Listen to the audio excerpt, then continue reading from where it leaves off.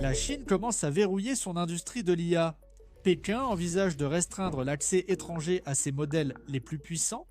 Alibaba et ByteDance vont désactiver les agents créés par les utilisateurs le 15 juillet. DeepSeek développe sa propre puce d'inférence pour réduire sa dépendance à Nvidia. Et Mo Award vient d'annoncer un modèle du monde en temps réel à 50 images par seconde fonctionnant sur du matériel NPU de fabrication nationale.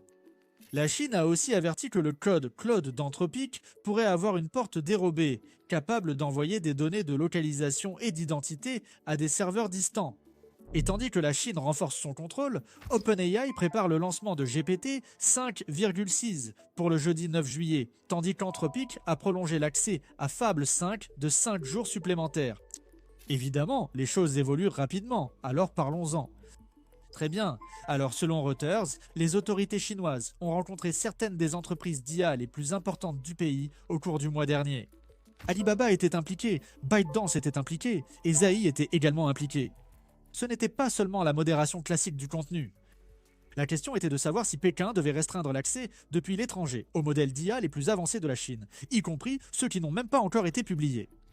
C'est un changement majeur, car les modèles d'IA chinois sont devenus populaires dans le monde entier, précisément pour la raison inverse. Ils étaient bon marché, performants et faciles d'accès. Le R1 de DeepSeek a changé la perception l'année dernière, car il a montré que les laboratoires chinois devenaient véritablement compétitifs. Ensuite, les modèles Qwen d'Alibaba, Dubao de ByteDance et GLM de Zai ont commencé à se répandre parce qu'ils offraient de bonnes performances à un coût bien inférieur. GLM 5.2 en particulier attire l'attention parce que les gens le comparent aux modèles américains de pointe, mais à un prix bien inférieur. Donc, du point de vue de Pékin, la question devient évidente. Si ces modèles sont si puissants et que des développeurs étrangers peuvent les utiliser librement, la Chine cède-t-elle une technologie stratégique ? Les réunions auraient été menées par le ministère du Commerce chinois, en présence de responsables de la Commission nationale du développement et de la réforme. Ils ont discuté des limites des modèles fermés et des versions plus ouvertes, y compris des systèmes à poids ouverts que les utilisateurs peuvent télécharger, exécuter localement, personnaliser et utiliser comme base pour développer. Une fois ce type de modèle disponible, le contrôle devient presque impossible. Les responsables ont aussi évoqué des sanctions plus strictes pour les fuites ou vols d'IA, dont l'intégration du vol de technologies d'IA propriétaires à la loi sur la sécurité nationale chinoise. Ils ont aussi mentionné des restrictions possibles sur les personnes ou entités autorisées à financer les startups d'IA nationales. Ce n'est donc pas qu'une question d'accès au modèle.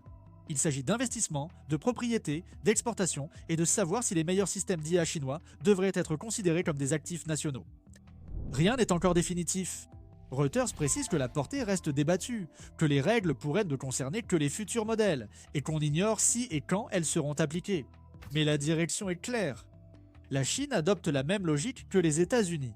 L'IA de pointe n'est plus un simple logiciel, mais du pouvoir. Et il y a déjà des signes. En avril, le planificateur d'État aurait ordonné à Meta d'annuler son acquisition de 2 milliards de dollars de Manus, une start-up d'IA fondée par des Chinois. Début juin, la Chine a renforcé le contrôle sur les accords à l'étranger impliquant des investisseurs chinois, la technologie, les données et la sécurité nationale. Reuters rapporte aussi que les autorités ont enquêté sur Manus et d'autres startups d'IA locales établies à l'étranger. En mai, des experts juridiques chinois ont évoqué un système à plusieurs niveaux où les outils open source de base exigeraient seulement un enregistrement. Les outils avancés pourraient être soumis à des contrôles de sécurité, et les modèles de pointe les plus sensibles pourraient être réservés au seul usage national. Parallèlement, la Chine renforce son contrôle sur les agents d'IA. Dubao de ByteDance et Qwen d'Alibaba ont tous deux annoncé que leurs fonctionnalités de création d'agents d'IA seront désactivées le 15 juillet 2026. Après cela, les utilisateurs ne pourront plus créer de nouveaux agents, et les agents créés par les utilisateurs cesseront de fonctionner. Pendant la transition, les utilisateurs pourront consulter configuration et historique, mais les deux plateformes demandent de sauvegarder les contenus importants par capture d'écran ou exportation de texte. Après le 15 octobre, les données seront traitées selon les politiques de confidentialité de la plateforme et ne seront plus récupérables. Le choix de la date n'est pas anodin. Le 15 juillet marque aussi l'entrée en vigueur des mesures provisoires chinoises sur l'administration des services d'interaction d'IA anthropomorphique. L'écosystème des agents d'IA grand public en Chine entre dans une phase de conformité renforcée. Les agents créés par les utilisateurs sont utiles, mais pour les régulateurs, ils représentent aussi des IA imprévisibles avec peu de supervision. L'IA automatise la création de contenu, la recherche et des flux de travail entiers, mais beaucoup investissent encore manuellement. Ils surveillent l'actualité, suivent les tendances et décident rapidement. Et cela aide à expliquer pourquoi des études montrent que 66% des investisseurs regrettent au moins une décision d'investissement. C'est pourquoi Mintos a attiré mon attention. Cela vous offre une façon différente d'investir avec Mintos, au lieu d'essayer de prédire ce qu'une action pourrait faire ensuite. Vous pouvez investir dans des prêts et toucher des intérêts. Le rendement est fixé à l'avance, les paiements pouvant être quotidiens. En tant que revenu passif, vous pouvez filtrer par rendement, risque, horizon temporel, pays et devise. Pour une configuration plus automatisée, Mintos propose aussi des portefeuilles automatisés. Le taux d'intérêt moyen actuel sur les prêts est de presque 11%, ce qui est vraiment élevé pour un revenu passif. Mintos est en activité depuis 2014, compte plus de 600 000 utilisateurs et est réglementé dans l'UE sous MiFID. Actuellement, en venant via notre chaîne, recevez un bonus exclusif pouvant aller jusqu'à 350 € pour un investissement à partir de 500 €. Cliquez sur le lien en description ou scannez le QR code. Des rendements stables, pas de surprise et en plus un bonus. Ne ratez pas cette occasion et bonne chance. Alors que la réglementation devient plus stricte, le volet matériel prend lui aussi une tournure plus sérieuse. Reuters indique que DeepSeek développe sa propre puce d'IA. Le détail clé est que cette puce serait destinée à l'inférence, pas à l'entraînement. L'entraînement permet de créer le modèle, mais l'inférence intervient chaque fois qu'un utilisateur pose une question, lance un agent, génère du code ou appelle une API. C'est là que se situe le coût à long terme de l'IA. DeepSeek, principalement connue pour ses modèles, se lancerait dans les puces, un changement majeur. Elle est devenue célèbre après avoir sorti des modèles efficaces, en particulier le R1 qui a choqué la Silicon Valley et Washington et a contribué à déclencher une importante vente de titres technologiques américains en janvier 2025. DeepSeek a ensuite déclaré que le modèle de base derrière le R1 avait été entraîné sur la puce H800 de Nvidia, une puce destinée au marché chinois que Washington a interdite fin 2023. Depuis lors, DeepSeek s'est davantage appuyé sur Huawei. En avril, il a lancé le V4 adapté aux puces Ascend de Huawei, et Huawei a déclaré que ses processeurs avaient été utilisés pour une partie de l'entraînement du V4 Flash. Après cela, les commandes de puces Ascend 950 de Huawei auraient fortement augmenté de la part des groupes technologiques chinois. Mais DeepSeek ne veut apparemment pas non plus dépendre uniquement de Huawei. Son effort dans les puces a débuté il y a 1 an. L'entreprise échange avec des sociétés de conception, des fonderies et des entreprises de mémoire, tout en recrutant discrètement des ingénieurs en conception de puces. Huawei détient près de la moitié du marché chinois des puces d'IA, évalué à 50 milliards de dollars, après que les restrictions américaines ont bloqué les puces Nvidia les plus avancées. Mais Alibaba, Baidu et maintenant potentiellement DeepSeek remettent en cause cette position. Le plus difficile est que les puces d'IA demandent des années de développement, beaucoup de capitaux, des fonderies avancées et une mémoire à large bande passante, autant de domaines où les restrictions américaines compliquent la tâche de la Chine. Pourtant, DeepSeek préparerait sa première levée de fonds externes, visant à récolter 7 milliards de dollars pour une valorisation comprise entre 52 et 59 milliards de dollars. Il y a aussi l'avertissement sur Claude Code, qui montre que les outils de programmation font désormais partie du même enjeu de sécurité. Le 8 juillet, la base nationale de vulnérabilité de la Chine, gérée par le ministère de l'Industrie, a averti que les versions de Claude Code allant de la 2.1.91 à la 2.1.196 pourraient contenir un risque sérieux de porte dérobée. Selon l'avertissement, Claude Code possède un mécanisme de surveillance intégré qui peut transmettre des informations sensibles, y compris la localisation géographique et des identifiants liés à l'identité, à des serveurs distants sans le consentement de l'utilisateur. La NVDB a conseillé aux organisations de vérifier les systèmes concernés, de désinstaller les versions affectées ou de passer à une version sécurisée où le code de la porte dérobée présumée a été supprimé. Elle a aussi conseillé de restreindre l'accès réseau externe aux outils de développement et de surveiller le trafic du réseau principal. Anthropic n'a pas immédiatement répondu à Reuters, mais cela intervient peu de temps après qu'Alibaba a interdit à ses employés d'utiliser Claude Code en raison de fonctionnalités pouvant identifier les utilisateurs liés à la Chine. Moeworld est sans doute l'actualité technique la plus intéressante de Chine cette semaine. La société Moxin Technology, en collaboration avec l'équipe dirigée par l'académicien Pan Yun-Yun de l'université du Zhejiang, a lancé Moeworld. Ils le décrivent comme le premier modèle de monde flash au monde et le premier modèle de monde interactif en temps réel construit sur des puces NPU nationales. L'affirmation phare est de dépasser 50 images par seconde sans utiliser Nvidia. C'est important car les modèles de monde restent surtout des démonstrations. Beaucoup créent des environnements vidéo impressionnants, mais sans réelle interactivité. Un modèle à 5 ou 10 images par seconde peut paraître impressionnant en vidéo, mais reste insuffisant pour les jeux, robots, conduite autonome ou simulation en temps réel. Mo eWorld est décrit comme un modèle Mo eWorld de 14 milliards de paramètres fonctionnant sur la plateforme Cloud Matrix Ascend 910C de Huawei avec 384 NPU.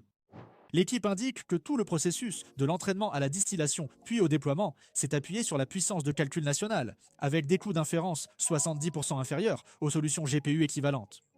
Le rapport technique est publié, avec les poids et le code qui devraient bientôt être publiés en open source, et des services publics sont prévus via des supernœuds NPU nationaux. Le modèle nécessitait aussi un autre pipeline de données et d'entraînement. Les modèles du monde requièrent vidéo, texte, trajectoire de caméra, géométrie et structure spatiale des objets. L'équipe de Mo eWorld indique avoir utilisé des ensembles de données collectées en interne, annotées en 3D, et des méthodes nationales de NPU, comme le parallélisme d'attention ultra dense et de jetons pour de longues séquences. Ils affirment que cela permet l'entraînement et l'inférence jusqu'à 2000 images grâce à l'exécution en pipeline, au parallélisme hiérarchique des séquences et à la quantification en précision mixte. Les cas d'utilisation deviennent intéressants ici.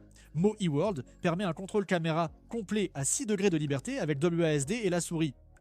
Il prend en charge le 1080p et plus, à travers des paysages naturels, des univers d'anime, des scènes de jeu et des mondes au style d'animation. Il pourrait servir en robotique, formation à la conduite autonome, avant-première de films, jumeaux numériques, reconstruction en 3D, architecture, exposition virtuelle et jeux immersifs. Moxin appelle cela un moment majeur façon DeepSeek pour l'IA physique. Les modèles du monde sont encore à leur début, sans standard fixé. Si la Chine parvient à faire fonctionner des NPU locaux pour des modèles du monde en temps réel à moindre coût, elle pourra contribuer à définir cette catégorie. Moxie a levé plus de 100 millions de dollars auprès du capital de réserve stratégique national, de fonds en dollars du Moyen-Orient, de fonds de marché majeurs et de plus d'une douzaine d'investisseurs industriels. Après un soutien initial de Hubble Investment, lié à Huawei, et d'un fonds relevant de Legend Holdings. Désormais, du côté américain, OpenAI s'apprête à lancer publiquement GPT 5,6 le jeudi 9 juillet, après avoir reporté le déploiement le mois dernier à la demande du gouvernement américain. Pendant le report, seul un groupe restreint de partenaires sélectionnés avait accès, et leurs informations ont été partagées avec les autorités. Le lancement inclut GPT 5,6 Soul, décrit comme le modèle le plus performant d'OpenAI, ainsi que Terra et Luna. Axios a indiqué que l'administration Trump a validé un lancement élargi après d'autres tests et des réunions avec OpenAI. Cela s'inscrit dans un nouveau cadre américain où les développeurs d'IA peuvent volontairement fournir au gouvernement les modèles frontières concernés jusqu'à 30 jours avant leur sortie. Ainsi, GPT 5,6 est lancé dans un monde où les modèles frontières sont examinés, retardés et considérés comme des risques pour la sécurité nationale avant même que le public n'y ait accès. Anthropic fait partie de la même histoire. En juin, les États-Unis ont ordonné que les ressortissants étrangers ne doivent pas avoir accès aux modèles Fable et Mythos les plus avancés d'Anthropic. Anthropic les a désactivés dans le monde entier car ils ne pouvaient pas vérifier la nationalité en temps réel. Fable est revenu après l'installation de mesures de sécurité, mais Mythos reste réservé à des organisations américaines de confiance pour la cybersécurité. La Chine s'inquiète de Mythos, qui pourrait exploiter des failles logicielles. Zhu Hongyi de 360 a affirmé que la Chine devait créer sa propre version. La dernière mise à jour d'Anthropic annonce que l'accès gratuit à Fable 5 est prolongé de 5 jours. Il était censé être hors ligne le 7 juillet, mais Anthropic a prolongé l'accès gratuit limité jusqu'au 12 juillet. Les règles restent les mêmes. Les utilisateurs bénéficient d'un quota d'utilisation hebdomadaire de 50%, et après cela, ils doivent acheter des crédits. Mais la partie la plus utile, c'est qu'Anthropic montre aux gens comment utiliser les modèles de pointe coûteux de manière plus efficace. Leur message est essentiellement « N'utilisez pas le modèle le plus puissant à chaque étape. Utilisez Fable 5 comme cerveau et des modèles moins chers comme exécutants. » En mode conseillé, Sonnet 5 gère la majeure partie de la tâche, et Fable 5 n'intervient qu'au point de décision critique. Sur SWE Bench Pro, cela permettrait d'obtenir environ 92% des performances de Fable 5, seul pour environ 63% du coup.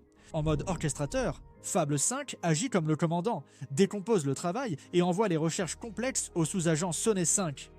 Sur BrowseComp, cette configuration atteindrait environ 96% des performances de Fable 5 pour seulement 46% du coût. Anthropic a également présenté un exemple du Cloud Cookbook. La tâche consistait à vérifier les frais d'entrée et les politiques de réservation pour 10 des plus grands parcs nationaux américains, en contrôlant 20 informations sur les pages officielles de NPS Gov sans répondre de mémoire. Une exécution de Fable 5 coûterait environ 4 $ et durerait 608 secondes. La configuration orchestrée a coûté environ 1 $ et 61 cents, c'est terminé en 194 secondes, et plus de 80% des jetons ont été imputés à des modèles exécutants moins coûteux. Les développeurs tentent aussi de préserver le comportement de Fable 5 tant qu'ils le peuvent. En extrayant ces schémas de pensée dans des instructions de projet, en les transférant dans Opus 4.8, en réécrivant les fichiers CloudMD, en créant des compétences personnalisées et en transformant la recherche en notes prêtes pour Obsidian. Même si l'accès à Fable 5 pourrait n'être prolongé que jusqu'au 12 juillet, la leçon principale est que l'IA de pointe ne sera peut-être pas un seul modèle coûteux polyvalent. Il pourrait s'agir d'un modèle puissant qui prend les décisions clés, tandis que des modèles moins coûteux gèrent la plupart des tâches en arrière-plan. Très bien, c'est tout pour cette fois. Partagez vos avis dans les commentaires. Merci d'avoir regardé et on se retrouve dans la prochaine vidéo.